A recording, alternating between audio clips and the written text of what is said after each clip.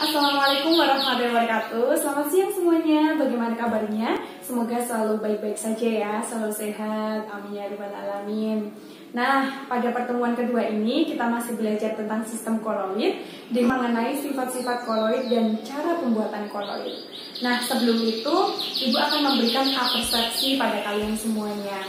Kalian udah pernah makan tahu? Pasti sudah pernah ya. Itu juga menjadi makanan sehari-hari kita karena tahu merupakan makanan yang berprotein tinggi, yaitu dari kedelai yang harganya juga relatif murah. Nah, tahukah kalian bagaimana cara pembuatan tahu? Kira-kira gimana ya? Ada yang tahu? Ternyata pembuatan tahu ini memanfaatkan aplikasi konsep dari koloid. Nah, bagaimana caranya ya? Nanti kita akan belajar mengenai itu. Oke. Nah, kita akan mempelajari tentang sifat-sifat koloid dan cara pembuatan koloid. Yang pertama, itu kan ada sifat-sifat koloid ya. Kemarin kita juga sudah belajar pengertian dari koloid. Apa? Pengertian dari koloid adalah suatu campuran yang mempunyai dua fasa, yaitu fasa terdispersi dan fasa pendispersi. Nah, masuk ke sifat-sifat koloid ya. Jadi sifat-sifat koloid yang pertama itu ada sifat koligatif, di mana koloid yang banyak dibicarakan adalah dalam medium cair. Dalam sistem ini, unit terkecil fasa terdispersi itu adalah partikel dalam bentuk molekul atau agregat. Ya. Dan partikel ini sangat mempengaruhi sifat dari medium ini, sehingga koloid ini mempunyai sifat koligatif. Nah, sifat koligatif ini adalah contohnya seperti kenaikan titik didih, kemudian ada penurunan titik beku, kemudian ada penurunan tekanan uap dan tekanan osmotik ya. Dan sifat ini bergantung pada jumlah partikel koloid, bukan pada jenisnya. Sifat koligatif ini sangat berguna sekali dalam perhitungan, dalam menghitung jumlah mol atau konsentrasi dari partikel koloid itu sendiri. Dan sifat ini sangat memberikan manfaat bagi organisme. Nah, Ibu akan memberikan contoh nih. Contohnya itu ada air sel. Kalian tahu nggak kalau air sel itu apa? Pasti udah tahu lah ya. Air sel itu kan mengandung partikel koloid ya, sehingga dia ini mempunyai tekanan osmotik. Akibatnya, air ini akan tertarik ke dalam sel yang bertahan di dalamnya. Jadi seperti itu. Itu adalah contoh dari sifat koligatif. Kalau biasanya kita membuat es krim, itu juga kita memanfaatkan sifat koligatif dari koloid ini. Nah, yang kedua ada sifat optik atau efek Tyndall ya. Jadi sifat optik ini merupakan kita berkaitan pada ukuran partikel nih, ukuran partikel. Jadi ukuran partikel koloid ini kan agak besar ya, agak besar dibanding dengan larutan, yaitu berapa tadi? Kemarin 1 sampai 100 μ. Ketika kita memberikan sebuah cahaya yang melewati suatu koloid, itu dia akan dipantulkan. Dan arah pantulan itu tidak beraturan karena partikelnya itu kan tersebar secara acak nih. Partikel dari koloid itu kan tersebar secara acak, sehingga pantulan cahaya itu berhamburan ke segala arah, dan ini disebut efek Tyndall ya. Oke, kalau semua kalian belum jelas, Ibu akan mempraktekkannya. Ini kita ambil contoh koloidnya dulu ya. Ini koloid berupa santan, dan kalian sediakan flash, HP ataupun senter gak apa-apa. Nah, ini adalah keadaan di mana sebuah koloid itu dikasih sebuah cahaya. Maka tadi gimana efek Tyndall? Maka cahaya yang melewatinya itu akan dipantulkan. Mengapa dipantulkan? Karena adanya ukuran partikel yang agak besar itu. Nah, oke. Ini menembus nggak kira-kira menurut kalian? Kelihatan nggak? Kelihatan nggak? Menembus nggak ya? Nggak ya, nggak akan menembus. Oke, coba Bu Dewi kasih gini guys. Kelihatan nggak depan? Nggak ya? Oke, Ibu Dewi kasih ini. Gimana ya caranya? Pokoknya gini, nanti kalian bisa mempraktekannya di rumah ya. Ketika kita kasih cahaya, maka di sini dia tidak akan menembus. Artinya apa? Artinya cahaya itu akan bertabrakan ataupun akan memantul dengan ukuran partikel yang ada di dalam koloid ini, sehingga dia tidak dapat diteruskan. Nah, ini yang dinamakan efek Tyndall. Dan ini tidak akan terjadi loh pada sebuah larutan. Karena apabila kita ini larutan gula, kemudian kita kasih cahaya, maka dia akan tembus. Kelihatan? Tembus atau enggaknya? Kelihatan ya, ini tangan ibu bercahaya. Nah, ini tidak akan terjadi pada larutan. Karena partikelnya larutan ini sangat kecil sekali, sehingga tidak mengubah arah cahaya. Ini kan tidak mengubah, dia kan hanya meneruskan. Kalau yang tadi, yang koloid itu kan dia kan dipantulkan, berarti dia mengubah arah dari cahaya, seperti ya. Jadi partikel koloid ini walaupun agak besar, dia itu tidak dapat kita lihat dengan kasat mata, melainkan kita bisa lihatnya dengan bantuan mikroskop. Nah, akan tetapi bila ke dalam koloid ini dilewatkan seberkas cahaya di ruang yang gelap seperti yang tadi ini, akan terlihat sekali hamburan cahayanya, bukan partikelnya loh ya, hamburan cahaya. Sedangkan dalam cairan murni atau tadi larutan tidak terjadi hamburan itu. Kalau semua seperti ini kan kita nggak bisa tahu kan hamburan cahayanya seperti apa. Nah, ini biasanya kita bisa lihat dengan bantuan mikroskop seperti itu. Itu adalah efek Tyndall ya, ataupun sifat optik. Yang ketiga adalah sifat kinetik. Dan sifat kinetik ini berhubungan sekali dengan gerak Brown yang nanti akan ibu coba ilustrasikan pada kalian. Nah, jadi sifat kinetik ini adalah koloid sebagai partikel yang bebas pada mediumnya. Ini kan koloid ya. Partikelnya itu sangat bebas ini di dalam medium air ini. Karena ini kan santan sudah bercampur sama air ya. Dan partikel koloid ini selalu bergerak ke segala arah. Ternyata partikel di dalamnya ini tidak diam. Dia itu selalu bergerak ke segala arah. Dan gerakannya itu selalu lurus dan akan patah apabila dia itu bertabrakan dengan partikel lain. Jadi ini kan partikelnya itu kan banyak sekali ya. Dan apabila dia ini menabrak ke salah satu partikel, maka dia akan patah. Walaupun tadinya gerakannya itu kan lurus kan, dan akan patah, itu kan berarti akan membentuk suatu akan membentuk suatu kayak gerakan bukan gerakan sih, apa sih? Oke, kita ilustrasikan. Misalkan ini adalah di gelas ya. Ini adalah partikel dari koloid. Nah, apabila ini kan berjalannya itu kan selalu lurus ya, selalu lurus kayak gini.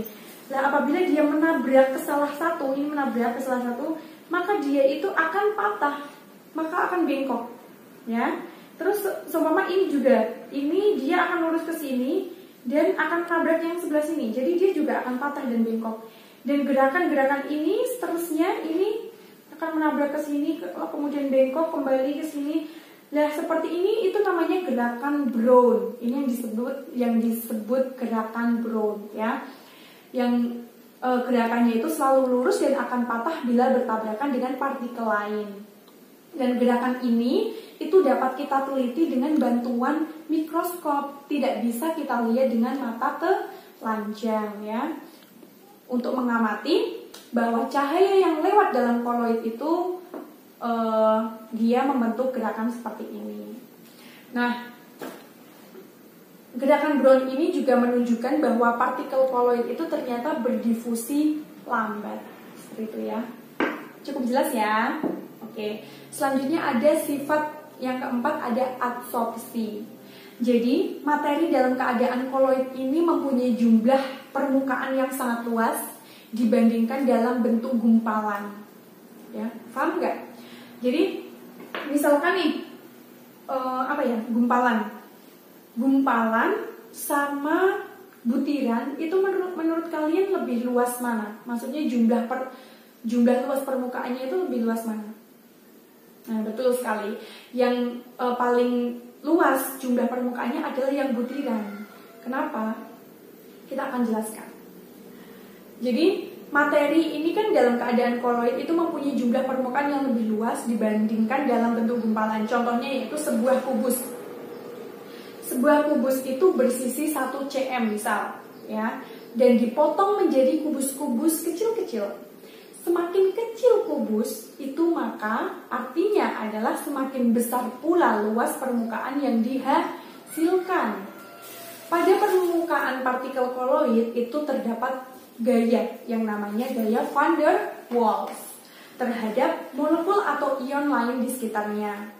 Nah, di sini ada contohnya yaitu contoh adsorpsi ion Fe3+ pada koloid Fe2O3 dan H2O. Nah, suatu koloid ini umumnya hanya mengadsorpsi ion positif atau ion negatif saja. Ion yang teradsorpsi itu dapat membentuk 1 atau 2 lapisan. Misalnya kayak apa ya kalau adsorpsi ya, penyerapan ya. Bisa kalian cari juga ya contohnya. Yang selanjutnya ada sifat listrik nih. Jadi koloid itu juga mempunyai sifat listrik, di mana partikel koloid yang telah mengadsorpsi ion itu akan bermuatan listrik sesuai dengan muatan ion yang diserapnya. Contohnya ada koloid Fe2O3 di mana dia itu bermuatan positif setelah mengadsorpsi Fe3+. Dan koloid AS2S3 itu dia bermuatan negatif karena dia mengadsorpsi ion negatif. Dan muatan koloid ini dapat diketahui dengan mencelupkan batang elektroda. Pasti kalian udah pernah praktikum kan tentang batang elektroda, di mana dia yang bermuatan positif ini akan tertarik atau berkumpul ke elektroda yang negatif, sedangkan yang bermuatan negatif akan tertarik ke elektroda yang positif. Betul sekali. Selanjutnya ada sifat koagulasi. Sudah pernah dengar koagulasi itu apa? Jadi suatu koloid itu bila kita biarkan dalam waktu tertentu itu akan terpengaruhi oleh gaya gravitasi. Misalnya adalah santan. Ketika kita diamkan beberapa hari, dia akan mengikuti gaya gravitasi yang ada di bumi, di mana nantinya dia akan membentuk 2 lapisan, yaitu yang atas itu bening, kemudian yang bawah itu akan ada sedikit keruh ya, akan sedikit banyak putihnya. Tapi putihnya ini endapannya itu tidak seperti endapan yang ada pada suspensi yang tadi. Dan ini sangat terpengaruhi oleh gaya gravitasi. Sehingga partikelnya itu nanti akan turun secara perlahan ke dasar bejana, dan ini yang dinamakan oleh koagulasi atau penggumpalan. Dan waktu koagulasi koloid ini bervariasi antara yang satu dengan yang lain. Koagulasi spontan itu umumnya lambat dan dapat dipercepat dengan alat sentrifugal ultra, dan alat ini akan memutar koloid dengan kecepatan yang sangat tinggi sehingga partikelnya itu didorong ke dasar tabung reaksi. Misalnya juga nih, contohnya adalah kita memiliki segelas air keruh, misal air keruh. Gimana sih caranya untuk membuat air keruh itu jernih? Kira-kira gimana? Bisa kita tambahkan bantuan tawas, ya, yang nantinya tawas itu akan mengendapkan partikel-partikel yang ada di dalam air keruh tersebut, yaitu dinamakan, berarti koloid itu mempunyai sifat koagulasi. Nah, itu adalah sifat-sifat dari koagulasi. Nah, dari sana kita juga belajar ternyata bukan hanya manusia saja ya yang mempunyai sifat, tapi ternyata suatu koloid, suatu materi yang sangat kecil sekali yang diciptakan oleh Tuhan Yang Maha Esa ini ternyata juga mempunyai sifat. Maka kita harus mensyukuri segala ilmu yang diberikan oleh Tuhan. Nah, materi yang kedua yaitu pembuatan koloid. Bisa kalian simak juga ya untuk PPT-nya. Jadi pembuatan koloid ini ada 2 cara, yaitu ada cara dispersi dan cara kondensasi. Mohon maaf sekali di video ini Ibu nggak bisa mempraktekkan cara pembuatannya, hanya bisa menyampaikan materi saja karena kendala bahan-bahan yang tidak bisa terbeli karena situasi yang seperti ini ya. Jadi pembuatan koloid ini ukuran partikel koloid ini kan berada pada rentan antara larutan sejati sama suspensi ya. Dan maka sistem koloid ini dapat kita ubah dengan dua cara, yaitu cara dispersi dan kondensasi. Dimana dispersi ini artinya gumpalan materi atau suspensi itu dapat diubah menjadi lebih kecil lagi sehingga tersebar dan berukuran koloid. Itu dengan cara dispersi. Dan membuat koloid dengan memecahkan gumpalan itu disebutlah dispersi atau penyebaran. Dan dispersi ini ternyata mempunyai cara banyak lagi. Ada cara mekanik, elektronik, peptisasi, dan homogenitas. Dimana cara mekanik ini yaitu kita menggerus ataupun menggiling partikel kasar sampai berukuran partikel koloid. Contohnya pada saat kita mau membuat tahu nih. Membuat tahu itu kan kita bahan utamanya itu kan kedelai ya. Dan kedelai itu kan harus kita haruskan menjadi ukuran yang paling kecil sehingga akan bisa kita olah menjadi tahu itu sendiri. Itu adalah contoh aplikasi konsep koloid ke dalam pembuatan tahu. Yang kedua ada cara elektronik atau busur listrik braiding, yaitu membuat koloid dengan mencelupkan dua elektroda logam seperti emas ke dalam air, kemudian diberi listrik tegangan tinggi sehingga suhunya sangat tinggi. Kemudian ada cara peptisasi, yaitu membuat koloid dengan menambahkan suatu cairan kepada partikel kasar sehingga dia akan pecah menjadi sebuah koloid. Ini contohnya itu biasanya pada saat kita membuat koloid AgCl nih, dengan menambahkan air suling atau aqueous ke dalam padatan AgCl. Seperti itu. Kemudian yang cara selanjutnya ada homogenitas, yaitu pembuatan koloid pada jenis emulsi yang dapat dilakukan dengan menggunakan mesin penghomogen atau mesin untuk membuat zat menjadi homogen dan berukuran koloid. Itu adalah keempat cara dari pembuatan koloid dengan cara dispersi. Yang kedua ada cara kondensasi nih. Kondensasi itu juga ada dua cara, yaitu ada cara reaksi kimia, di mana cara reaksi kimia ini juga ada beberapa cara lagi. Ada reduksi, oksidasi, dan hidrolisis ya. Itu semua bisa kalian lihat juga di PPT penjelasannya. Dan juga ada cara metatesis, di mana dia juga ada pertukaran pelarutnya di dalamnya. Oke, kita kupas satu-satu. Cara reaksi kimia. Jadi, cara kondensasi dulu ya. Cara kondensasi itu adalah kebalikan dari cara yang dispersi. Kalau yang tadi dispersi itu kan kita mengubah yang tadinya ukuran besar menjadi ukuran koloid gitu kan. Kalau yang kondensasi itu kebalikannya. Dia itu menggabungkan ini. Menggabungkan antara partikel kecil menjadi lebih besar sampai berukuran koloid ya. Dan penggabungan itu terjadi dengan berbagai cara. Di antaranya yang pertama itu kan tadi ada reaksi kimia ya.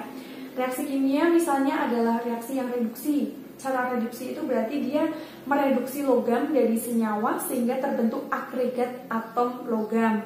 Contohnya yaitu membuat koloid emas dengan mereduksi emas klorida dengan stantin klorida. Yang kedua ada cara oksidasi. Berarti gimana? Berarti dia mengoksidasi nih, dia mengoksidasi unsur dalam suatu senyawa sehingga terbentuk unsur bebas. Kemudian ada cara hidrolisis, yaitu di mana dia akan menghidrolisis sebuah senyawa ion hidrogen, senyawa ion ini sehingga terbentuk senyawa yang sukar larut atau koloid. Contohnya yaitu saat kita membuat koloid FeOH3 dengan memasukkan larutan FeCl3 ke dalam air panas. Ini sebenarnya ingin sekali ibu praktekkan, tapi berhubung bahan kimianya tidak ada di rumah, sehingga ini ilustrasi saja ya buat kalian semua. Kalau semua kalian penasaran, silahkan untuk membuka YouTube, nanti ibu kasih linknya. Nah, yang kedua yaitu dari cara kondensasi itu ada cara metatesis ya, yaitu penukaran ion sehingga terbentuk senyawa yang sukar larut ataupun koloid. Dan ini bisa kita buat dengan cara pertukaran pelarut. Dan koloid ini dapat dibuat dengan menukar pelarut atau menambahkan pelarut lain jika senyawa yang lebih sukar larut dalam pelarut kedua. Contohnya dalam membuat koloid belerang dengan menambahkan air ke dalam larutan belerang dalam alkohol. Nah, itu adalah cara-cara dari pembuatan koloid. Ini Ibu sampaikan juga ya, cara pemurnian koloid ini juga ada 3, yaitu ada cara dialisis dan cara dialisis, elektroosmosis, dan elektroforesis. Kalau dialisis itu adalah partikel koloid yang umumnya dia itu tidak dapat melewati saringan kertas perkamen, selafon, atau plastik tertentu. Tetapi saringan tersebut dapat dilewati oleh molekul kecil atau ion yang larut dalam mediumnya. Contohnya dari cara dialisis ini yaitu dengan memasukkan koloid ke dalam kantung nih, seperti yang tadi dilakukan oleh Pak Thomas ya, Thomas Graham, di mana dicelupkan ke dalam medium beberapa lama sehingga molekul kecil atau ionnya itu keluar dari kantong itu. Jika medium cair itu diganti berkali-kali, yang baru akan didapatkan koloid yang makin tinggi kemurniannya, seperti itu. Yang kedua yaitu pemurnian koloid elektroosmosis, yaitu suatu koloid yang mengandung ion dapat dimurnikan dengan cara elektroosmosis, yaitu dengan memaksa ion-ion untuk melewati pori dari selaput semi-permeable dengan bantuan listrik, sehingga ion dalam koloid ini akan semakin berkurang. Seperti itu, jadi di koloid ini akan semakin murni kayak gitu. Yang ketiga ada elektroforesis, yaitu suatu proses pergerakan partikel koloid dalam medan listrik. Dan elektroforesis mempunyai fungsi sebagai pemisah partikel koloid yang bermuatan. Dan ini juga cara yang ini sering banget dipakai dalam analisis protein, kemudian asam nukleat, dan polisakarida dalam biokimia di bidang biologi, seperti itu. Nah, itulah materi kita pada siang hari ini di pertemuan kedua. Kemudian silahkan buat kalian untuk melakukan seperti biasa inquiry lab, yaitu petunjuk praktikumnya sudah Ibu Dewi berikan ya, yaitu kita mengidentifikasi sifat-sifat dari koloid itu sendiri. Silahkan untuk dibuat, kemudian di video, dan jangan lupa dikirimkan ke Ibu untuk menambah nilai kalian. Nah, seperti itu ya. Semoga bermanfaat. Jangan lupa tetap jaga kesehatan walaupun di rumah aja, tetap jaga kebersihan, dan jangan lupa bahagia. Terima kasih. Wassalamualaikum warahmatullahi wabarakatuh.